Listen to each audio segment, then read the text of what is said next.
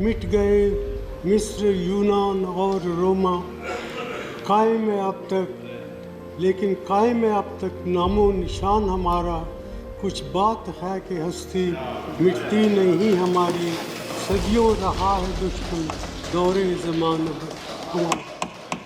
आप सभी को अब तक तो ये पता चल चुका होगा कि डॉक्टर मनमोहन सिंह अब इस दुनिया में नहीं रहे। 26 दिसंबर 2024 को उनका देहांत हो गया है। बतौर प्राइम मिनिस्टर उनका जो कार्यकाल रहा है और उनकी जीवन की जो अचीवमेंट रही है उसको हम लोग इस वीडियो में कवर करने की कोशिश करेंगे। तो चलिए दोस्तों वीडियो को शुरू करते हैं। 26 दिसंबर को पूर्व प्रधानमंत्री मनमोहन सिंह का निधन हो गया।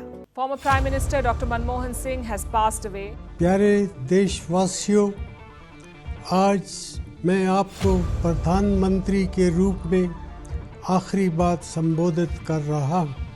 डॉक्टर मनमोहन सिंह एक ऐसे लीडर थे जिन्होंने अपने काम और ईमानदारी की वजह से भारत के इतिहास में अपनी एक अलग ही पहचान बनाई है। उनका एक सफ़र जो एक छोटे से गांव से शुरू होकर के भारत के प्रधानमंत्री बनने तक का जो सफ़र रहा है वो काफ़ी प्रेरणादायक रहा है, बहुत ही इंस्पायरिंग रहा है। डॉक्टर साहब का जन्म 26 सितंबर 1932 को पंजाब के गांव में हुआ था, जो कि वर्तमान में पाकिस्तान में है। वहां के एक साधारण से सिख परिवार में हुआ था और पार्टीशन के बाद उनका परिवार भारत आ गया था और भारत आकर के अमृतसर में वो लोग रहने लगे थे। बचपन से ही डॉक्टर साहब पढ़ने लिखने में काफी ब्रिलियंट थे। 1948 में पंजाब यूनिवर्सिटी से उन्होंने अपना 10th पास किया। उसके बाद 1952 में इकोनॉमिक्स में ग्रेजुएशन करने के बाद As a student, he studied economics, first at the Punjab University. और 1954 में एमए की डिग्री में भी ऑनर्स के साथ उन्होंने टॉप किया। इसके बाद डॉक्टर साहब कैम्ब्रिज यूनिवर्सिटी से इकोनॉमिक्स में first class honours degree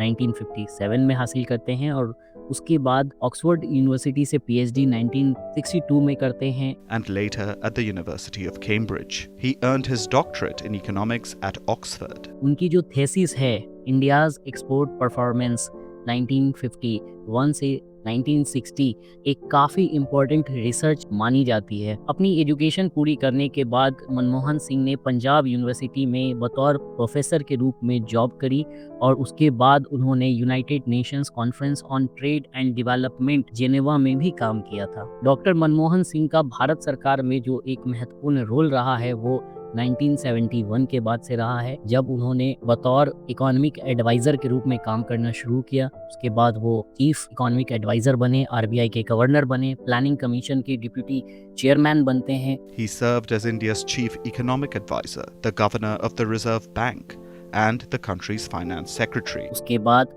south commission के सेक्रेटरी जनरल भी बनते हैं। ये रहते हैं 1987 से लेकर 1990 तक। डॉक्टर मनमोहन सिंह के जीवन का वो समय, वो टर्निंग पॉइंट जिसके लिए इतिहास में वो अमर हो चुके हैं और हमेशा उन्हें याद किया जाएगा, वो है 1991 की आर्थिक महामंदी। जी हाँ, बतौर फाइनेंस मिनिस्टर 1991 में जब भारत फाइनेंशियल क्राइसिस के कगार पर था तो डॉक्टर मनमोहन सिंह ही वो इंसान थे जिन्होंने फाइनेंस मिनिस्टर के रूप में अपना काम संभाला और देश को आर्थिक मंदी से निकाल करके बाहर लाए। आप लोगों को जान के हैरानी होगी कि हमारे पास केवल 15 दिनों का पैसा बचा हुआ था सरवाइव करने के लिए और उस एक पॉइंट से डॉक्टर मनमोहन सिंह ने जो भारत को आर्थिक रूप से संपन्न करने का कार्य किया और आर्थिक मंदी में सुधार लाए, उन्होंने वो डॉक्टर मनमोहन सिंह ही थे। डॉक्टर साहब की सबसे बड़ी अचीवमेंट में एक अचीवमेंट ये भी है कि एलपीजी रिफॉर्म्स में उनकी बड़ी अचीवमेंट रही है, जैसे कि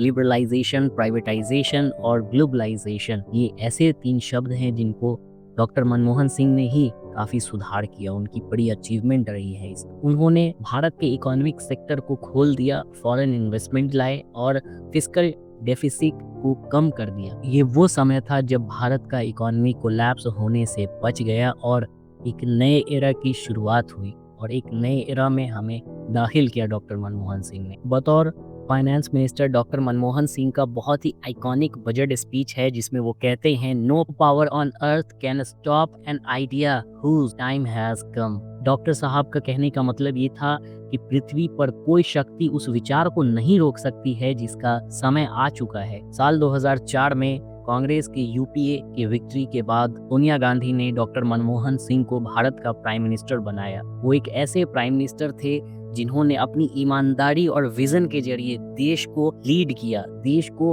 एक नई सोच दी, एक विजन दिया देश को। भारत के प्रधानमंत्री के रूप में डॉक्टर मनमोहन सिंह की जो अचीवमेंट है, उनमें जो प्रमुख अचीवमेंट मानी जाती हैं उनमें है मनरेगा जैसे स्कीम्स, रूरल वर्कर्स के लिए लाए और राइट टू इंफॉर्मेशन RTI जिसको इम्प्लीमेंट किया डॉक्टर साहब ने, इंडो US न्यूक्लियर डील को फाइनलाइज किया डॉक्टर साहब ने, भारत की ग्लोबल रेपुटेशन को बढ़ाया, यानी ग्लोबली जो भारत की एक रिस्पेक्ट बढ़ी है वो कहीं ना कहीं डॉक्टर मनमोहन सिंह जी की वजह से बढ़ी है कि 2004 से लेकर के 2014 के बीच में मनमोहन सिंह भी एक अच्छे प्रधानमंत्री और बहुत ही शिक्षित और पढ़े लिखे प्रधानमंत्री के रूप में उन्होंने कार्यकाल अपना पूरा किया है। As Prime Minister, foreign policy would take center stage. In 2008, he risked everything for a landmark nuclear deal with the US. प्रधानमंत्री के रूप में उनके कार्यकाल के दौरान बहुत सारे चैलेंजेस का उन्हें सामना करना पड़ा।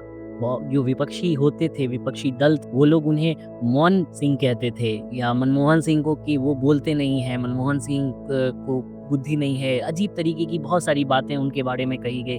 लेकिन डॉक्टर साहब ने कभी उस चीज़ का जवाब नहीं दिया। उन्होंने एक बहुत ही हिस्टोरिकल स्पीच दी थी। उन्होंने कहा था कि देश का मीडिया मेरे साथ इंसाफ करे ना करे, लेकिन इतिहास मेरे साथ इंसाफ ज़रूर करेगा। I honestly believe that history will be kinder to me than the contemporary media.